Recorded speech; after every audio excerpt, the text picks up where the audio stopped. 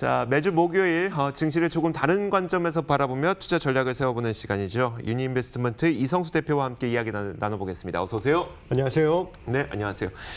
자, 오늘도 그 화면은 왼쪽 상단에 항상 제목이 나와요. 그 신용융자 증감이 증시에 어떤 영향을 미치게 될 것인가. 좀 어려울 것 같아서 결론부터 한번 들어보고 할게요. 그러니까 오늘 하고 싶으신 말씀이 뭐예요? 제가 나올 때마다 항상 긴장하시는 것 같습니다. 오늘 일단 결론부터 이야기를 드리자면요.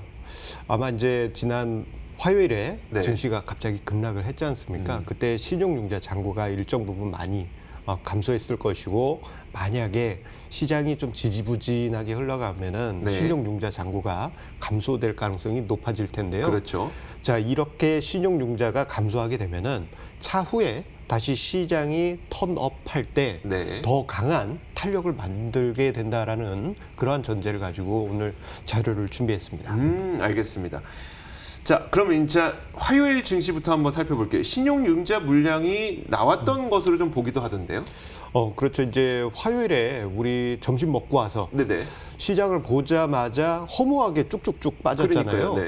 뭐 어떠한 자비도 없고 기계적인 매도가 쏟아졌다라는 것은, 이것은 이제 신용융자라든가 이러한 부분이 기계적으로 매물을 쏟아냈기 때문입니다. 이제 신용융자 관리하는 시스템인 RMS 시스템이란 것이 있습니다. 그런데 지난 화요일에 보게 되면 이제 아침부터 스몰캡이나 코스닥 종목은 제법 크게 하락을 했거든요. 자, 그러다 보면은 이게 이제 계좌별로 어떤 증거금에 미달하는 계좌들이 분명 속출했을 것이고요. 그러한 종목들, 계좌들 같은 경우 강제 청산을 아마 1시부터 작동을 했을 가능성이 큽니다. 그러면 이제 기계적으로 쭉쭉쭉쭉쭉 매도 물량이 나오게 되고, 자, 어제가 아니죠. 화요일에 코스닥 지수 장중 흐름을 보시는 것처럼 이러한 신용융자 강제 청산이 나오게 되면은 화요일에 우리가 1시에 봤던 그러한 인정사정 없는 매도 물량이 강제 청산이 나올 수밖에 없는 그런 모습을 확인할 수 있습니다. 사실 신용융자를 생각해 보면요, 그러니까 증시가 계속 잘 올라가니까 원래 신용융자가 이렇게 갑작스럽게 강제 청산될 때는 시장이 안 좋을 때잖아요. 근데 지난 화요일에는 사실 그런 모습은 아니었는데 왜 이랬을까요? 그 정도까지는 아니었는데, 우리가 이제 3월 같은 경우에는 명분이 있었죠. 뭐 시장이 하락하니까 뭐 하루에도 하한가 가는 종목들이 있고, 그러니 이제 신용융자 강제 청산이 있을 것이다. 뭐 그것은 이제 3월 달에는 이해가 갑니다만, 이번 같은 경우에는 조금 의외일 가능성이 높아요. 그런데 이 부분을 살짝 다르게 보게 되면요, 이유가 좀 들만합니다. 왜냐하면은 최근에 신용융자 증가 속도가 너무 가팔랐어요. 자, 3월 말 이후부터 해서 시장 전체적으로 신용융자 증가 속도가 정말 가파르게 진행이 되면서 어제 발표된 18일 기준 신용융자 잔고가 16조 원을 넘어갔습니다. 대본을 작성할 때만 해도 15조 9천억이었는데 또다시 이제 수천억 원대 신용융자가 증가할 정도로 그렇게 크게 늘어났는데, 신용융자는 모든 레버리지 투자 자금의 그림자예요.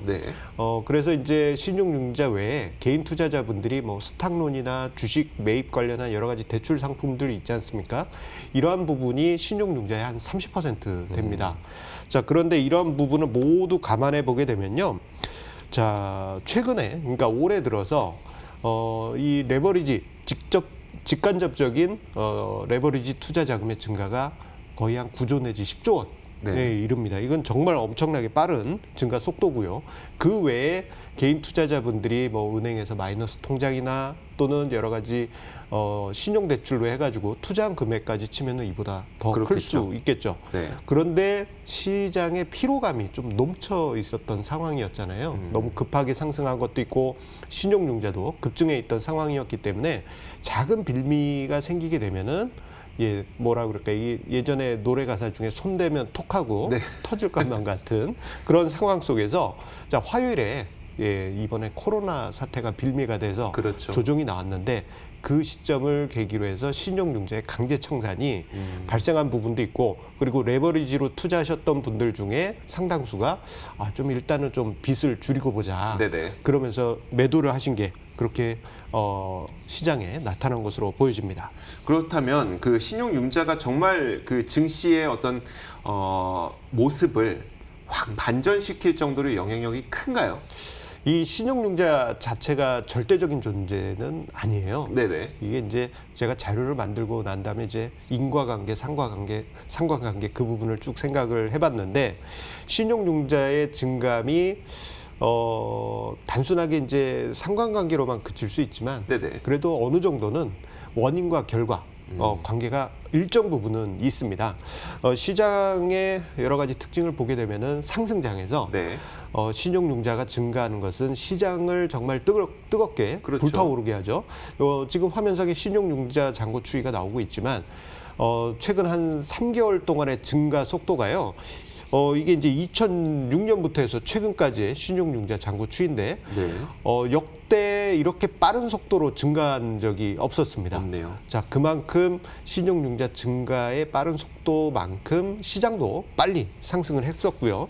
그리고 시장이 하락할 때는 신용융자의 강제 청산이라든가 급한 마음에 투매하는 이러한 분위기가 나타나면서 폭락장을 만드는 원인이 됩니다. 대신에 이제 이 신용융자 잔고의 증감이 어느 정도 시장에 영향을 미칠까? 네네. 이 부분이 궁금했고요. 네. 그래서 화요일 밤에 네. 좀 밤늦게까지 좀 개인적으로 자료를 좀 조사를 해봤습니다. 알겠습니다. 그 내용을 그러면 하나하나 뜯어볼 텐데 분명히 코스피 시장에서 작용하는 신용융자의 영향력과 코스닥 시장에서 작용하는 신용융자의 영향력은 딴판일 것 같거든요. 예, 코스피는 맞아요. 좀 영향이 덜할 것 같고 코스닥 클 것 같고. 예, 그 전제가 일단은 많은 부분. 네. 예, 결론부터 말씀드리자면 코스닥이 더 영향이 큽니다. 네. 생각해 보면 코스닥 시장은 개인 투자자의 그 매매 비중이 90%가 넘어가요. 거의 뭐 개인 투자자분들의 놀이터라고 볼 수 있겠지만 코스피 유가증권 시장 같은 경우에는 외국인과 기관이 같이 뛰어다니다 보니까 코스닥 시장이 유가증권 시장에 비해서 개인 투자자의 영향을 많이 받습니다. 네네. 그런데 신용융자 잔고라는 것은 결국 개인 투자자의 자금이기 때문에 신용융자 잔고의 움직임이 개인 투자자의 매매로 이어지면서 코스닥 시장에 더 큰 영향을 줄 가능성이 높은데, 자, 이 부분을 제가 좀 자료를 조사를 한 게 네. 거래 대금 대비해서 신용융자의 증감률과 그리고 월간 단위로 해서 코스닥 지수의 등락률을 점도표로 준비를 해봤습니다. 저 표를 보는 방법을 좀 설명해 주셔야지 이해할 수 있을 것 예, 같아요. 이게 이제 만약에 이게 논문입니다 그러면 아마 많이 어려우신 방송이 될 수 있는데 우리가 네. 그냥 눈에 보이는 직감대로 보시면 됩니다. 지금 세로축은 이제 거래대금 대비해서 신용융자금의 증감률을 네네. 표현하고 있고요. 그리고 가로축은 월간 코스닥 지수의 등락률을 보여주고 있습니다. 그런데 보시게 되면요, 신용융자 잔고율의 증감률하고 코스닥 지수의 월간 등락률하고 거의 선형관계에 있다라는 그러네요. 것을 볼 수 있어요. 자, 이 부분이 지금 가운데 직선이 있는데 R스퀘어라는 값이 0.52라고 나와 있는데 이게 제법 큰 설명력을 가지고 있다라는 이야기입니다. 즉 신용융자의 증감률에 따라서 코스닥 시장의 등락률도 그만큼 이제 영향이 있다라는 것을 보여지는데 이렇게 이야기하면 좀 막연할 수도 있고. 그러니까 쉽게 말하면 예. 신용융자 늘어나면 코스닥 지수 올라가고 신용융자 줄어들면 코스닥 지수 떨어지더라 이거잖아요. 예. 그런데 이 부분을 우리가 이제 직관적으로 이해할 수 있게 규모로 좀 네네. 설명을 드리겠습니다. 4월에서 7월 사이에 코스닥 시장에서 신용융자 잔고가 증가한 게요. 월 평균 1조 원 증가했습니다. 네네. 엄청난 규모죠. 자, 이 기간에 자, 코스닥 지수는 월 평균 9.5% 상승했어요. 지금 화면상의 그 점도표가 그것을 반영하고 있다고 보시면 되겠습니다. 네. 즉 신용융자 증가율이 0.25%가 이제 1조 원 정도 수준인데, 자, 코스닥 지수의 월간 상승률은 9.5% 상승했습니다. 이 이야기는 향후에 자, 신용융자가 코스닥 시장에서 1조 원 증가하게 되면은 자, 코스닥 지수가 9 내지 10% 상승할 수 있다라는 점을 암시하고 있고요. 네. 그리고 뒤에서 다시 한번 설명드리겠습니다만, 자, 신용융자 잔고율이 꺾였을 때 네. 코스닥 지수의 하락률이 증가해서 상승률을 보였을 때보다는 조금 다른 양상이 보여지고 있어요. 네. 뭐라고 할까, 이 감소폭이 좀 하락률이 조금 더딘 편입니다. 그러니까 쉽게 얘기해서 신용융자 1조 원 늘었을 때 코스닥 지수는 한 9에서 10% 늘어났는데 그럼 1조 원 줄어든다고 10에서 9% 정도 하락하는 게 아니라 좀 덜 하락하더라는 거죠. 그렇죠. 그게 바로 핵심 포인트입니다. 그게 이제 향후에 신용융자 증감에 따라서 시장이 어떤 영향을 미칠지 아주 중요한 내용을 담고 있다고 할 수 있고요. 자, 이 부분을 상대적으로 비교하기 위해서 네. 코스피 시장에서도 이 점도표를 좀 준비를 해봤습니다. 네네. 이거 좀 논문급으로 흘러가고 있어서 시청자님들께서 이러지 좀 마세요. 저희 방송 나오셔서. 좋아요. 코스피 한번 보죠. 예, 코스피만 살짝 보도록 하겠습니다. 네. 코스피 같은 경우에는 코스닥 시장에 비해서 이 점도표가 분산되어 있다는 느낌을 받으실 거예요. 이 이야기는 코스피 시장에서의 신용융자 증감이 월간 등락률하고는 크게 영향이 떨어진다. 네네. 예, 그런 의미를 담고 있다고 할 수 있겠습니다. 알겠습니다. 자, 코스피는 그런 영향이 좀 적고 코스닥은 확실히 영향이 있긴 하지만 신용융자가 늘어날 때에 비해서 줄어들 때 하락폭은 적다는 거잖아요. 예. 어떤 의미를 찾을 수가 있을까요? 이제부터가 이제 중요합니다. 네. 이게 모든 것은 결론이 중요하다고. 네. 예. 신용융자가 증가하게 될 때 코스닥 시장 같은 경우에는 1조당 네. 월간 10% 가까이 상승을 했어요. 네. 그런데 1조 가까이 신용융자가 감소하게 되면 그 정도로 하락률이 그 정도로 크지는 않을 겁니다. 자, 이 이야기는 만약에 이번 주부터 해서 신용융자가 감소하게 된다면 시장이 조금은 이제 조정을 받을 수 있겠죠. 네네. 자, 그런데 이러한 과정을 거치고 난 다음에 신용융자가 그래도 1조 이상 감소를 했다. 그런다면요. 그 이후에 시장이 다시 돌아설 때는 더 강한 상승세가 나타날 수 있다라는 것입니다.